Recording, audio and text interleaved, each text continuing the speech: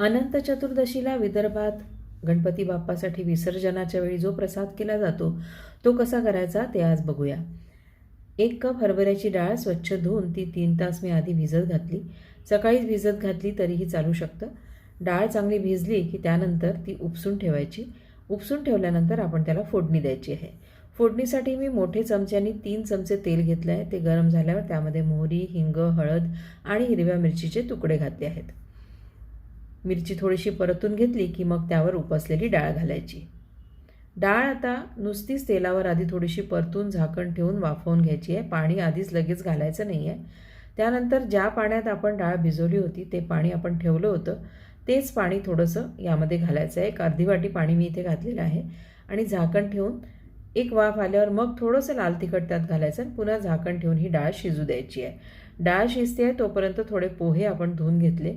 त्यावर 4 चमचे दही, अर्धा कप दूध, चवीपुरती साखर आणि मीठ घालून हे कालवून आपण बाजूला ठेवून देणार आहोत.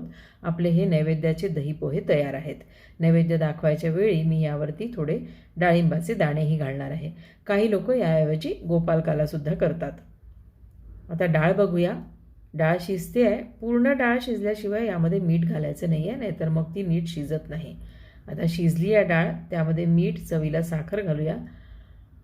पुन्हा एकदा 5 मिनटं परतून घ्यायचं आणि त्यामध्ये अर्ध लिंबू आपण पिळून घालणार आहोत.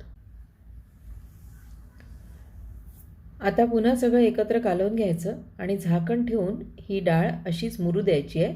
त्यानंतर नैवेद्यासाठी आपण चांदीच्या भांड्यात ती काढतो आहोत. नैवेद्य दाखवायच्या वेळी त्यावर कोथिंबीर घातली, काकडी चिरून घेतली.